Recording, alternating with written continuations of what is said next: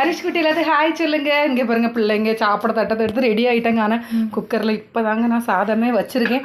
என்னென்னா வெளியில் போயிருந்தேங்க, அவசரமாக போகிற வேலை இருந்துச்சு. நான் அப்படியே போயிட்டு டைம் இல்லைங்க. இப்போ நான் வந்த உடனே தான் குக்கரில் சாதம் வச்சுருக்கேன்.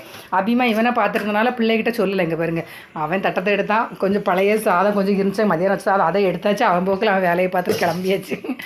ஒன்றும் சொல்லதுக்கு இல்லை அவனை.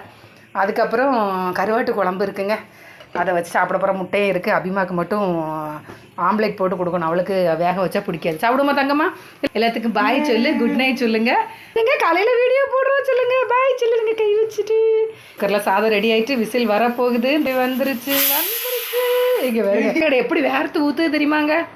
இப்போ ஹரிக்குட்டியை பாருங்க, விசில் சவுண்டு கேட்டனா எப்படி ஓடி வருவான் பாருங்க. ரியாக்ஷனை பாருங்க. பார்த்தீங்களா?